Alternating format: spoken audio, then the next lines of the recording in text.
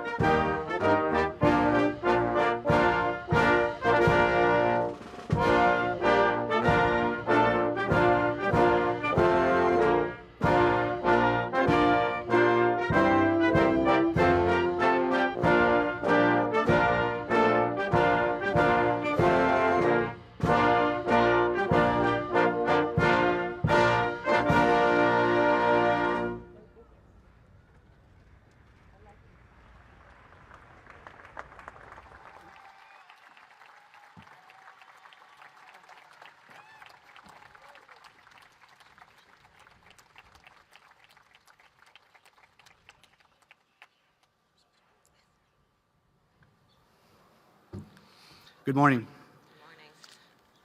My name is Dr. Roy A. Guerrero. I'm a pediatrician, and most importantly, I'm a born and raised Uvaldean. It is an honor to be here and celebrate the first major gun legislation in 30 years.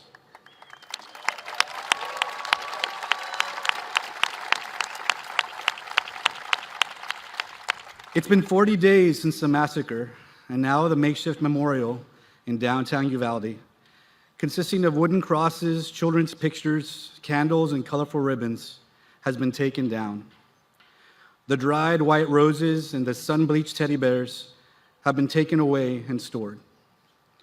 What remains is a hollow feeling in our gut as we drive through our sleepy downtown, which quickly turns to pain and anger as we sometimes accidentally approach the grounds of Robb Elementary School, a place no one likes to visit. I'm using this pain to speak to you today as a Uvaldean and to speak for the parents and victims who seek the truth, transparency, and ultimately accountability.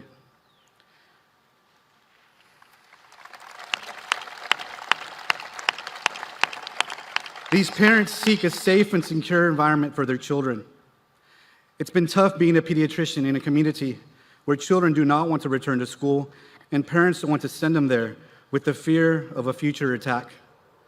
I see children daily with PTSD and anxiety that's now leading to depression.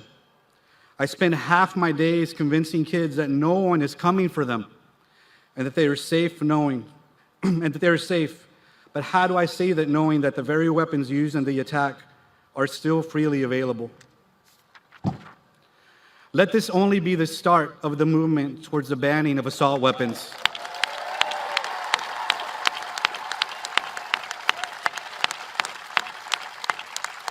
As I have said before, adults are stubborn.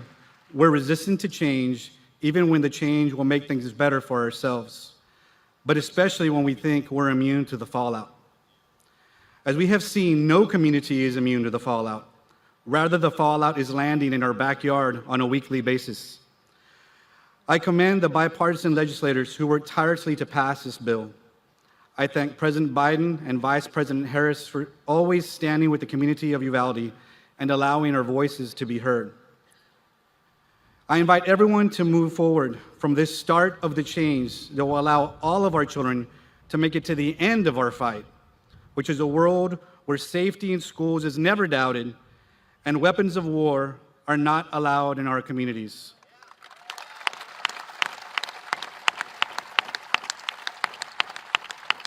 The Uvalde community thanks you for your love and support, and I'm honored to introduce our great champion, the Vice President of the United States, Kamala Harris.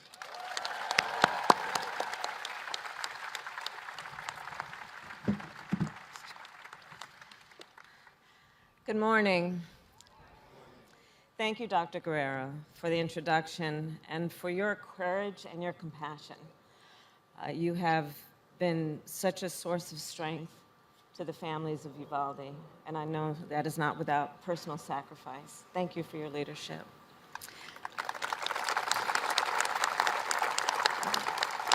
To our President, Joe Biden, members of Congress, members of our administration, friends and fellow Americans, today is indeed an historic day. For 30 years, our nation has failed to pass meaningful gun violence legislation. Again and again, the American people have called for common sense action to protect our communities. Last month, their call was finally answered when President Joe Biden signed the Bipartisan Safer Communities Act.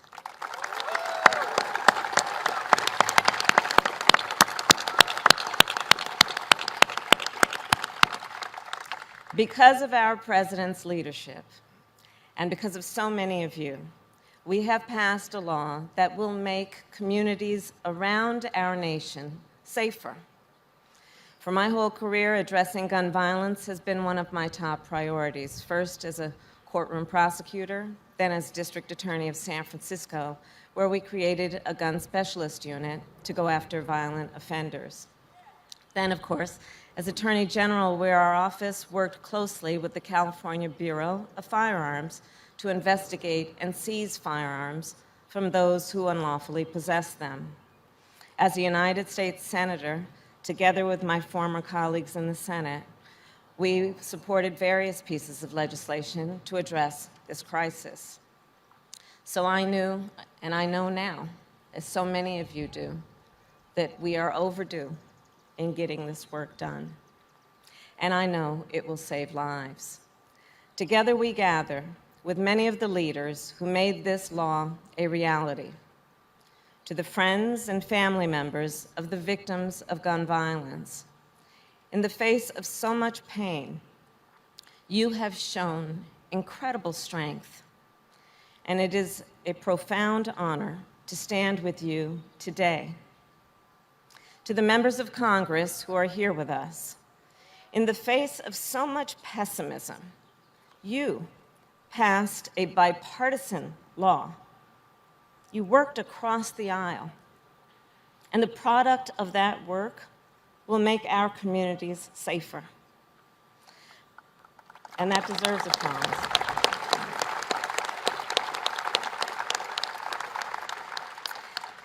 But as all of us know, gathered here today, we would not be here were it not for the vision, the courage, the unwavering determination of one particular individual, Joe Biden.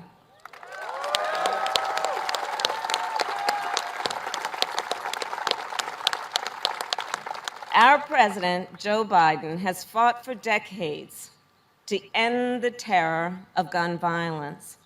He has taken on the gun lobby and won. As a senator, Joe helped pass, then I would have called him Joe, now I call him Mr. President, the Brady Handgun Violence Prevention Act.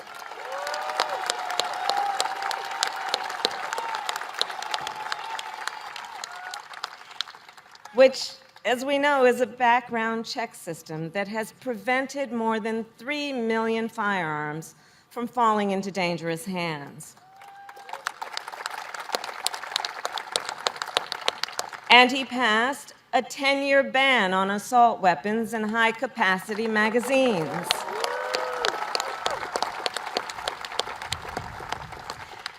As Vice President, Joe Biden led the Obama-Biden administration's efforts to reduce gun violence. President Joe Biden knows the tremendous pain of gun violence. He has seen it up close. He has held hands with parents who lost children and with children who lost parents.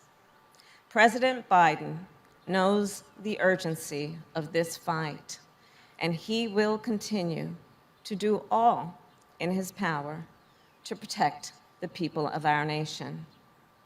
And now, it is my honor to welcome Garnell Whitfield, Jr., who I spent time with and his family mourning the loss of his beloved mother. Mr. Whitfield.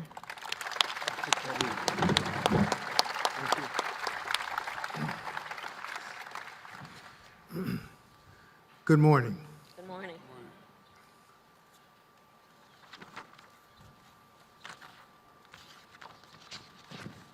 At the wrong place.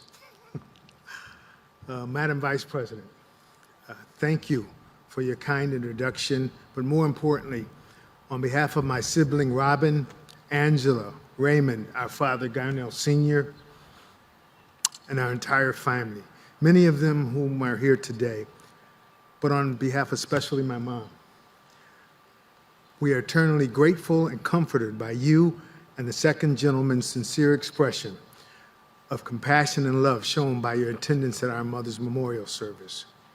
As we shared with you then, she was a big supporter of you, and we are certain that she is still dancing around heaven all day just knowing that you were there.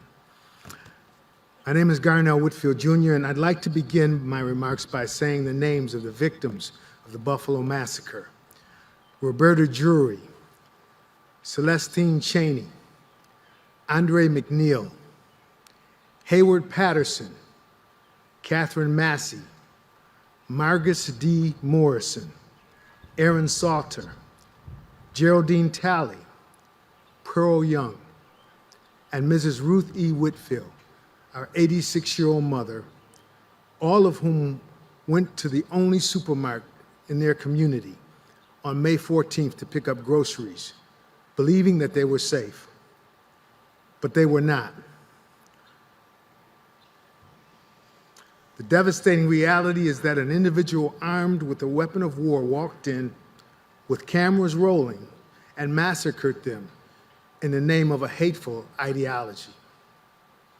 My family, our families, and our community are devastated, but their intent to divide us and to promulgate further violence within our community has failed miserably.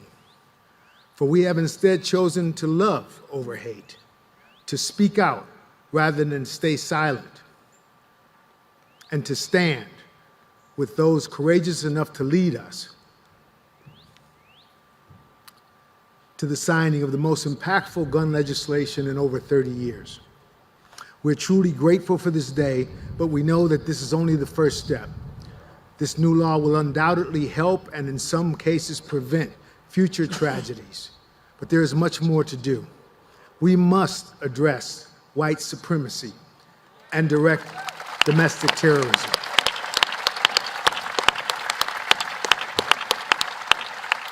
They are the leading threat to our homeland and our way of life. So we must continue to fight. And because we are led by a president who understands and has characterized this fight as one for the soul of our nation, a president who, through his own trauma and vast set of experiences, understands and empathizes with all of us. And I'm not just saying that to be saying it, because in the midst of our pain, he and the First Lady showed up, and they put their arms around us and promised to not only see that our immediate needs were met, but to work every day to mitigate the gun violence and divisiveness that is plaguing our nation. So we believe that we are well prepared for the road ahead, but it is just the beginning of that journey. Ladies and gentlemen, it is my distinct honor to introduce the person that we, the people, but more importantly, God, has chosen to lead us at such a time as this. President Joseph R. Biden. We're staying Southern Delaware. We're doing good. I think we're going to go this way. Okay, cool. We're going to go this way.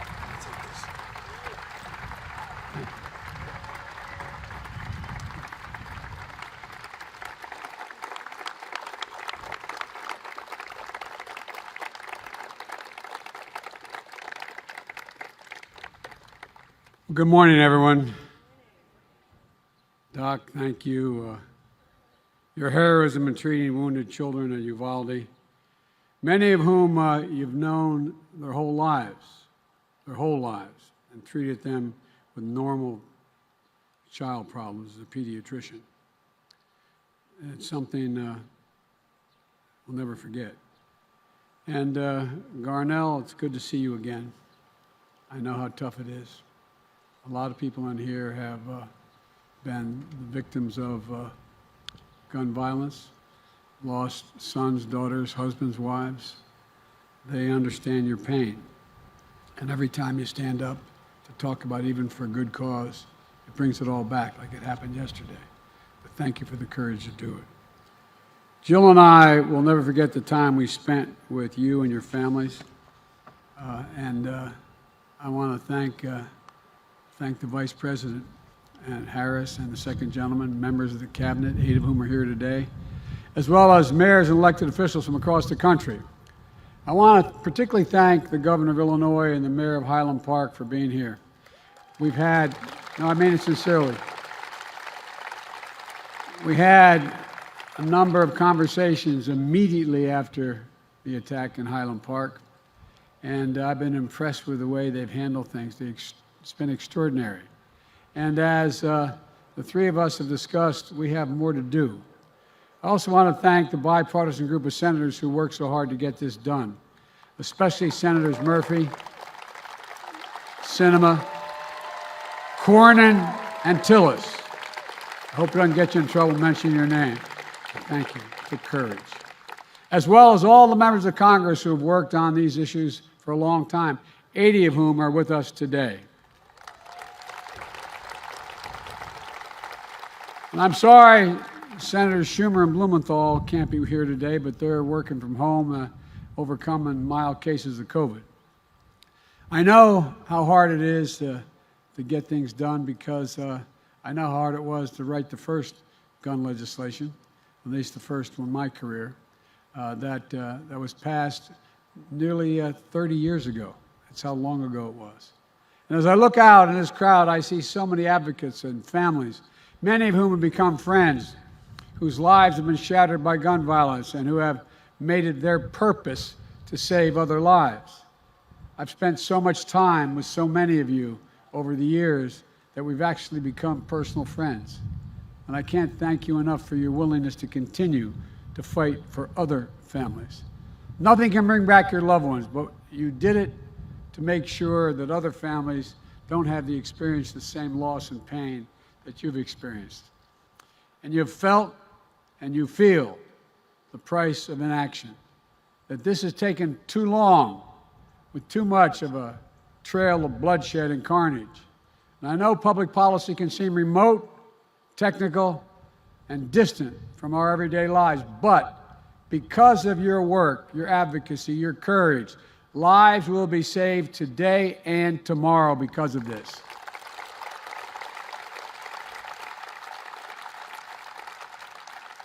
What we're doing here today is real, it's vivid, it's relevant.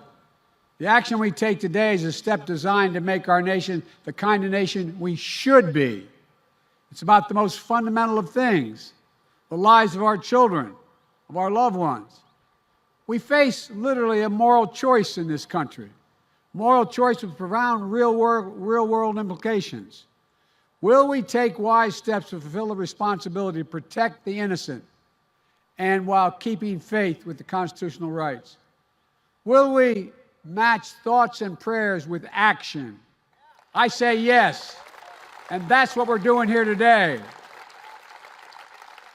Today's many things is proof that despite the naysayers, we can make meaningful progress on dealing with gun violence. Because make no mistake, sit down, you'll hear what I have to say. If you think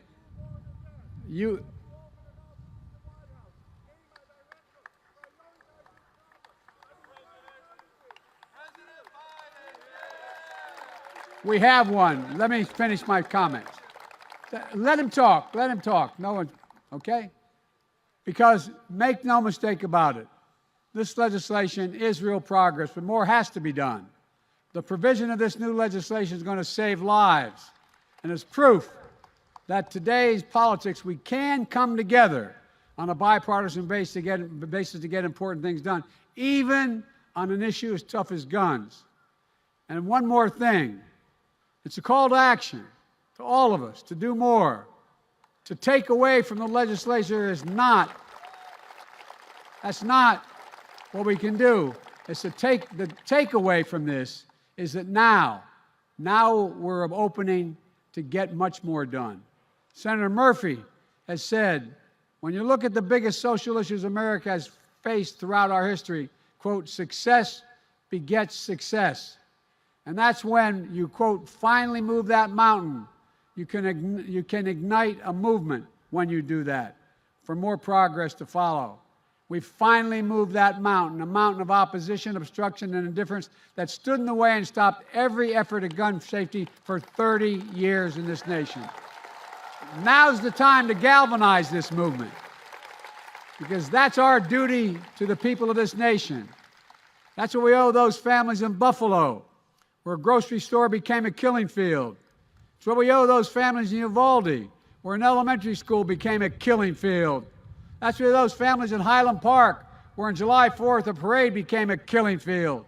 That's what we owe all of those families represented here today and all over this country the past many years across our schools, places of worship, workplaces, stores, music festivals, nightclubs, and so many other everyday places that have turned into killing fields. And that's what we owe the families all across this nation, where every day tragic killings that don't make the headlines are more than passing mention, little more than passing mention in local news. Neighborhoods and streets have been turned into killing fields as well. Today's legislation is an important start. And here are the key things that it does. It provides $750 million in crisis intervention and red flag laws so the parent, a teacher, a counselor can flag for the court that a child, a student, a patient is exhibiting violent tendencies, threatening classmates, or experiencing suicidal thoughts that makes them a danger to themselves and to others. Fort Hood, Texas, 2009, 13 dead, 30 more injured. Marjorie Stoneman Douglas High School in Parkland, Florida, 1918, 17 dead, 17 injured. In both places, countless others suffering with invisible wounds. In both places, red flag laws could have stopped both those shooters. You know, this new law requires young people under 21 to go enhanced background checks before purchasing a gun. How many more mass shootings do we have to see where a shooter is 17, 18 years old and able to get his hands on a weapon and go on a killing spree? You know, it closes a so-called boyfriend loophole. If you're convicted of assault against your girlfriend or boy, you can buy a gun. You can't do it. According to a recent study, over 50% of mass shootings, the shooter shot a family member or a partner. So if we keep guns out of the hands of domestic abusers, we can save the lives of their partners. And we can also stop more mass shootings.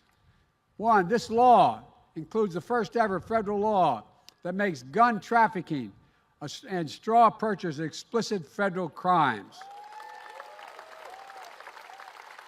It clarifies who needs to register as a federal licensed gun dealer and run background checks before selling a single weapon.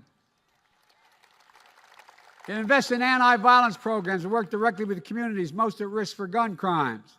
And this law also provides funding vital for funding to address the youth mental health crisis in this country, including the trauma experienced by the survivors of gun violence. Will not save every life from the epidemic of gun violence, but if this law had been in place years ago, even this last year, lives would have been saved. It matters. It matters. But it's not enough, and we all know that. In preparation for today's signing, I asked to send me their story, people to send me their stories about their experience with gun violence. I received over 2,500 responses in 24 hours. Didn't get to read them all, but I read some. A 17-year-old wrote me saying, quote, "A school shooting sophomore year had shattered every sense of normalcy I've ever felt. Almost 3 years later, I still have nightmares." 24-year-old wrote about growing up in what was, quote, "seemingly endless era of gun violence." A 40-year-old wrote me about 2 friends shot and killed by abusive partners and former partners. Someone else wrote me about a 6-year-old child who, sitting near his father's coffin, was asking, quote, "Why is Daddy in that scary box? Wake up, Daddy. Wake up, Daddy." His father had been gunned down. I read these stories and so many others. So many others. And you know, I see the statistics. Over 40,000 people died from gunshot wounds last year in the United States. 25,000 by suicide. I think, can this really be the United States of America? Why has it come to this? We all know a lot of the reasons. Gun lobby, gun manufacturers, special interest money, the rise of hyper-partisan tribal politics in the country, where we don't debate issues on the merits, but we just rather turn on each other from our corners and attack the other side. Regardless, we're living in a country awash in weapons of war. Weapons that were designed to hunt are not being used. The weapons designed that they're purchasing are designed as weapons of war to take out an enemy. What is the rationale for these weapons outside war zones? Some people claim it's for sport or to hunt. But let's look at the facts. Most common rounds fired from an AR-15 move almost twice as fast as that from a handgun. A couple of smaller, lighter bullets. These weapons maximize the damage done, coupled with those bullets. And human flesh and bone is just torn apart. And as difficult as it is to say, that's why so many people, and some in this audience, and I apologize for having to say it, need to provide DNA samples to identify the remains of their children. Think of that. It's why trauma surgeons who trained for years for these moments know it's unlikely that someone shot with a high-powered assault weapon will make it long enough for the ambulance to get them to the hospital. It's why these scenes of destruction, resembling nothing like a weekend hunting trip for deer or elk. And yet we continue to let these weapons be sold to people with no training or expertise.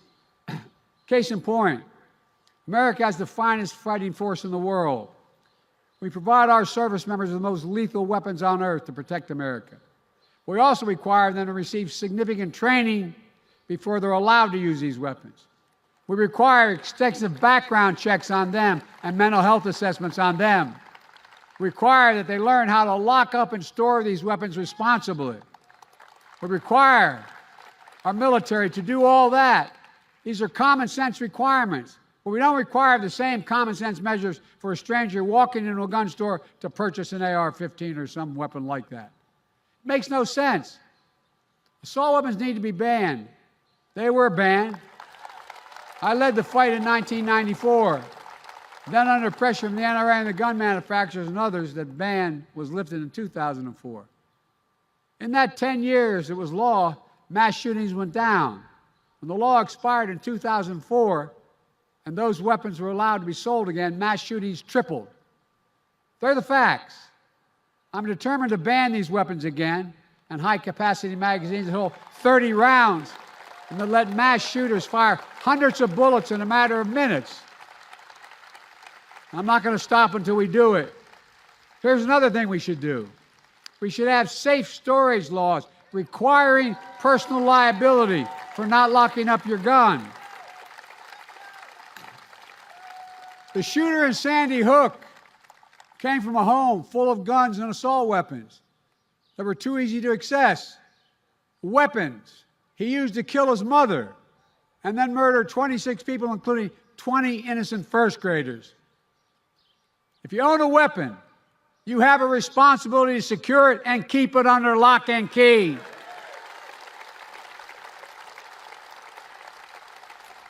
Responsible gun owners agree. No one else should have access to it, so lock it up. Have trigger locks.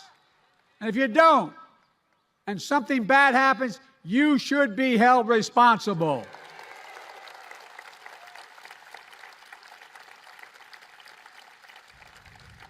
I have 4 shotguns. 2 are mine and 2 are my deceased sons. They're locked up, lock and key. Every responsible gun owner that I know does that. We should expand background checks to better keep guns out of the hands of felons, fugitives, and those under domestic violence restraining orders. Expanded background checks are something that the vast majority of Americans, including the majority of gun owners, agree on. My fellow Americans, none of what I'm talking about infringes on anyone's Second Amendment rights. I've said it many times. I support the Second Amendment. When guns are the #1 killer of children in the United States of America, let me say it again. Guns are the #1 killer of children in the United States. More than car accidents, more than cancer. And over the last 2 decades, more high school children have died from gunshots than on-duty police officers and active duty military combined. Think of that. Now we can't just stand by. We can't let it happen any longer. With rights come responsibilities. Yes, there's a right to bear arms, but we also have a right to live freely, without fear for our lives, in a grocery store, in a classroom, in a playground, at a house of worship, in a store, at a workplace, a nightclub, a festival, in our neighborhoods, in our streets. The right to bear arms is not an absolute right that dominates all others. The perennial price for living in a community with others is being neighbors, of being fellow citizens, is that we obey the laws and customs that ensure that what the framers call domestic tranquility. That's what civilization is. That's what we have been at our best. That's what America must always be. A place where we preserve the rights but fulfill our responsibilities. I know this, there can be no greater responsibility than to do all we can to ensure the safety of our families, our children, and our fellow Americans. When I spoke to the nation after Uvalde, I shared how a grandmother who had lost her granddaughter gave me and Jill a handwritten letter. We spent 4 hours, almost 5 hours with them. And I read it. It reads, quote, "Erase the invisible line that is dividing our nation, to come up with a solution and fix what is broken, and to make the changes that are necessary to prevent this from happening again," end of quote. That's why we're here. That's why we're here. Today, I want to thank those in Congress, both Democrat and Republicans, who erased that invisible line dividing our nation and moved us forward on gun safety. It's an important step, but now we must look forward. We have so much more work to do. And I might add, there's $75 million in there for mental health reasons, a whole range of other things I'm not going to take time to go into today, but it's important. May God bless all of us with the strength to finish the work left undone. And on behalf of the lives we've lost and the lives we can save, may God bless you all, and may God protect our troops. Thank you.